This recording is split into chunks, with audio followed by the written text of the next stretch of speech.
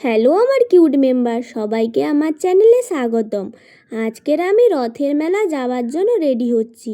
এই সুন্দর ড্রেসটা আমার খুব প্রিয়, কারণ এটা আমার জন্মদিনে আমার বান্ধবীরা আমাকে গিফট করেছিল। তাই আজকের স্পেশাল দিনে ওদের দেওয়া ড্রেসটাই পরলাম।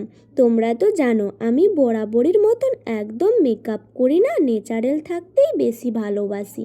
তাই শুধু একটা ক্রিমই লাগিয়ে নিলাম। তারপরে কানে পরলাম এই ইয়াররিংটা, এটাও আমার বান্ধবীদের জন্মদিনের দেওয়া উপহার। হাতে যে চুড়িটা দেখছো ওটাও ওদের দেওয়াই গিফট। সত্যি বলতে আজকের প্রায় সব কিছুই ওদের ভালোবাসা জড়িয়ে আছে। তারপরে একটা লিপ গ্লস লাগিয়ে নিলাম। সত্যি বলতে একটা লিপস্টিকও লাগাইনি। আজকের এতটাই সিম্পল থাকতে আমার ইচ্ছা করছিল যে একটা লিপস্টিকও লাগাইনি। সাজার মধ্যে তো আমি একটা লিপস্টিকই অ্যাপ্লাই করতাম, কিন্তু আজকের আমি সেটাও করিনি। তারপরে একটা হাতে ক্রাঞ্চি পরে নিলাম।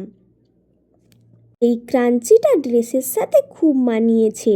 তারপরে সুন্দর করে চুল আঁচড়ে নিলাম। ক্লিপও দেখি চুলে লাগালে ভালো লাগে কি না।